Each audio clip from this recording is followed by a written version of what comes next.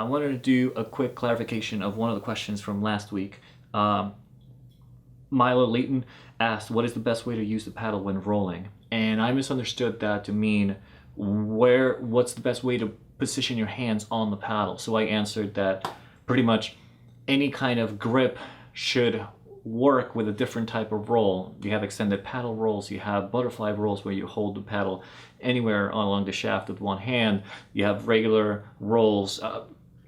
But what is very important is how you're using your arms, your hands, and your body to roll. And I would highly, highly recommend, if you're learning to roll, do so with an instructor or a very experienced kayaker, because it's very easy to hurt yourself as you're learning, and it's also very easy to pick up bad habits for rolling.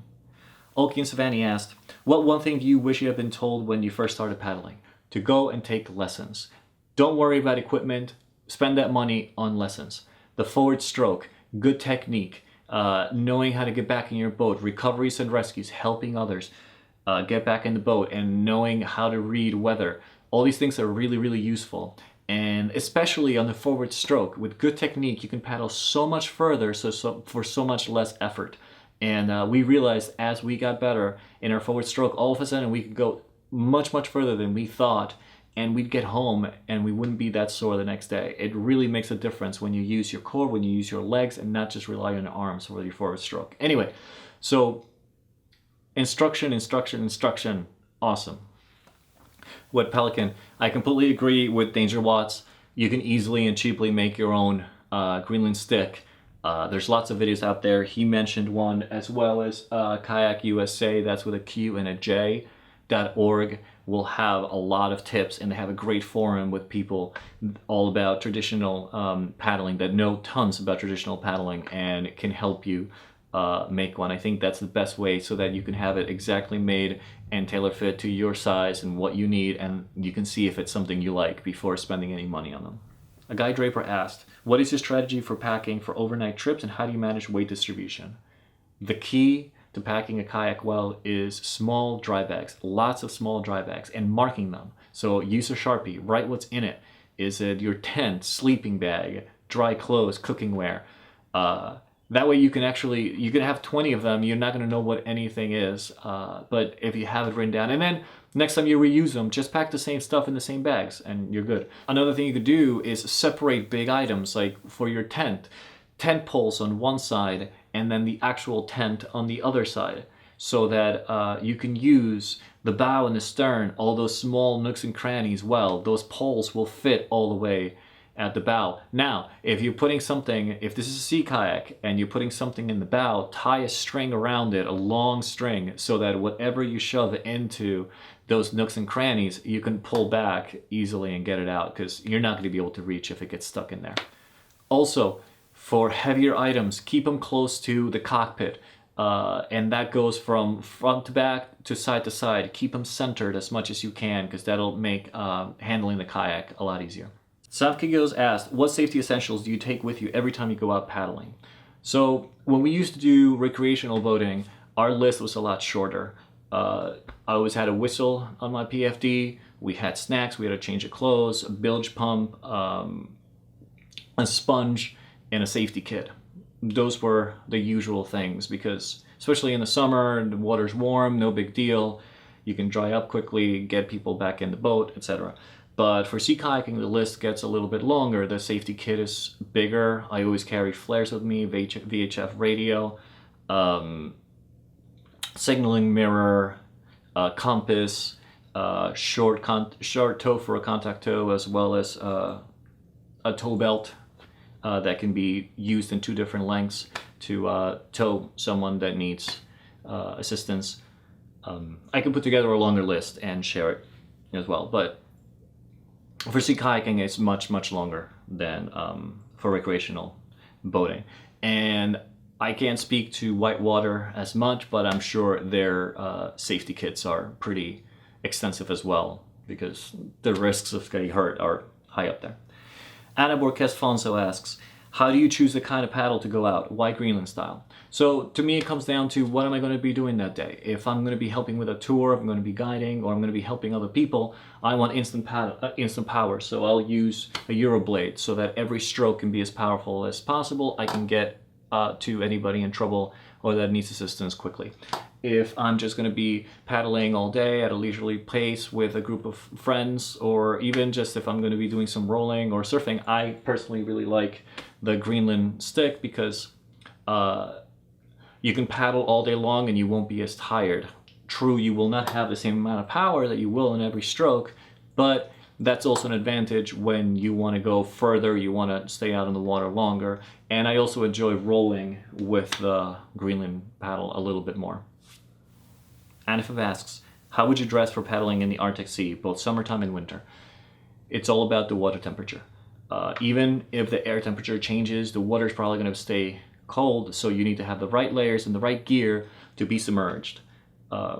There's a very high chance of you going in the water. You need to have the right gear to stay warm and ensure that either you can get yourself out of the water and back into your boat, or you give someone else enough time to get to you and help you get out of that situation. So I made another video where I go through winter paddling and the gear used for that, and those tips would certainly apply. I would say almost definitely dry suit and then playing with layers accordingly for the temperature of the water. Super Mario 6 asks, first time buyer thinking of getting a kayak, which one would be a good starter kayak? So for this one, I would say it depends on what kind of kayaking you'd like to do, because there's no one kayak that does everything well. So are you thinking small lakes, slow moving water, fast moving water, white water? Are you thinking ocean paddling? Each one is different. A lot of times when people are thinking of getting into kayaking, they will get recreational kayaks that they can use in slow moving water and small lakes. And those are great, they're stable. You can see if this is a sport you really want to get into, and they're usually affordable as well. The best way to get your money's worth is to look online at places like Craigslist and finding a used one. Some of the better brands, Wilderness Systems, Old Town Canoe, Necky, Dagger, any of the big ones, they all have good recreational boats that have comfortable seats. You could also go to any of the chain stores like Dick's, etc., and they have the cheaper ones. You get what you pay for. They're very cheap and you can get on the water quickly. However, the plastic is not as good, they won't last as long, and the seats are not as comfortable. So it's a matter of deciding what you would like to do. Really cheap to get on the water quickly, go for it. I would highly recommend trying to get something used that's of higher quality because it'll last longer and it'll be more comfortable, and ultimately you'll enjoy yourself more on the water and then grow into the sport. Now, if you want to do sea kayaking, that is a whole other ball game. For sea kayaks, you need to have at least 14 feet in length, 2 airtight compartments, one in the front, one in the back, so that even with your cockpit swamped with water, it needs to be able to float. So that's hatches that are airtight, front and back. And then perimeter lines as well. And the last thing they do usually is they'll have thigh braces so that you can control edging on the boat. Some models that could be good for beginners are any of the ones by Wilderness System or Necky, or Dagger has a couple of great ones. The Alchemy is a great one. Wilderness Systems has the Tsunami as well as the Tempest. And Necky has a couple of other ones as well. I can't remember the Chatham is one that comes to mind off the top of my head. P&H has the Scorpio, but that one also is a bit heavy. All of those are great sea kayaks. Some are better at some things than others. Some are good at going in a straight line. Those are the longer ones. Then some are more playful. So one of the good things about the Tsunami is it's a barge. You can fill it with lots of camping equipment and take really good trips. But one of the problems with it is it's not an easy boat to roll. Usually it has a high back chair. So there's pros and cons to each boat. Another good one is the Perception Carolina. That's another one you see out on the water a lot. Those are all boats, plastic, that you can grow into, and they're great all around, and they're great for you to get into. Also recommend trying to find these used. You'll definitely get your money's worth that way. Samkigyos also asked, wondering if rolling is easier or harder with a bent shaft paddle. It makes absolutely no difference. You will be able to roll with each one. What's nice about the bent shaft is you can tell very easily what angle the blade is at because you'll know the curvature of your bent shaft. So that could be an indicator of knowing exactly where your blade is at any point. But it makes absolutely no difference. Tom Kralik asked, dreaming about kayaking expedition, almost 3,000 kilometers of sea kayaking. What kayak to choose? Definitely a good touring kayak that you can pack tons and tons and tons of gear into. It'll perform well when it's super packed, as well as handle any kind of waters. I'd recommend looking at the This Is the Sea series by Justine Kirkhaven, and recently she did a trip on the Aleutian Islands with Sarah Oden, and you can see the boats that they're paddling and all the kit they had. I believe Justine was in a valley touring boat, and Sarah was in a Rockpool. I can't remember if she was in an Isle Bach or in a Menai, but they packed tons of gear into that, and they both were able to handle the boats perfectly, beautifully, in all sorts of water and conditions. Other boats that are really great at those kinds of situations are, well, Rockpool has several. I know that lately the Terran has been used a lot for setting records during expeditions. The Benai, the GT are also good for expeditions. The NDK has the Explorer, which is a superb expedition boat. Neki has the Chatham. P&H has the Cetus. There's a whole bunch. Pretty much every big brand has a great touring boat. Any of those will do greatly. I think it's a matter of see if you get the chance to sit in them and see which one you like best. Also look up Freya. She circumnavigated South America as well as Australia on her own.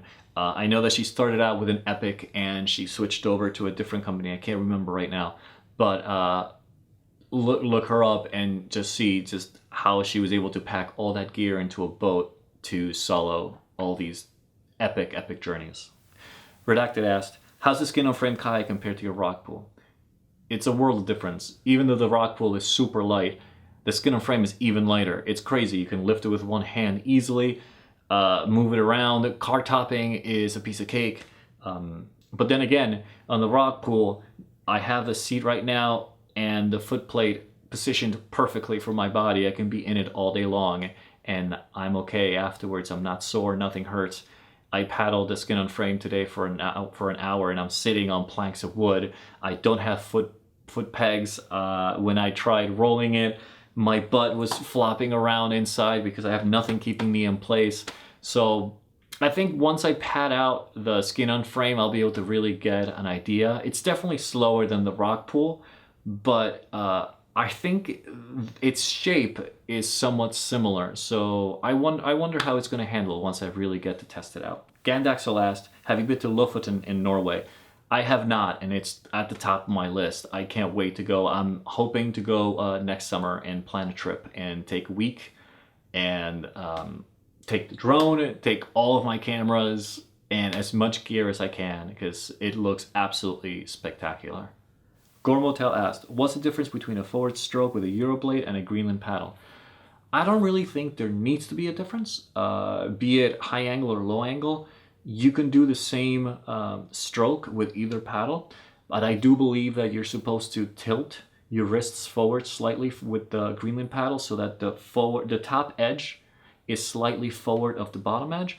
I believe that's supposed to create a little bit of lift as the blade goes through the water, similarly to what a wing paddle does, to give you a little bit more force as it goes through the water. However, from what I've seen of other paddlers and for what I've done, I don't change my stroke much when I change from paddle to paddle. If I want power, I go for a high angle. If I want to go a little bit slower and calmer, low angle, and it'll be very similar between the two. So that's the end of the questions for this week. I hope that was helpful. If you have any follow-ups or you want to discuss anything else, drop me a line or comment below, and I'd be happy to discuss anything. Feel free to subscribe if you want, and I'll see you next week.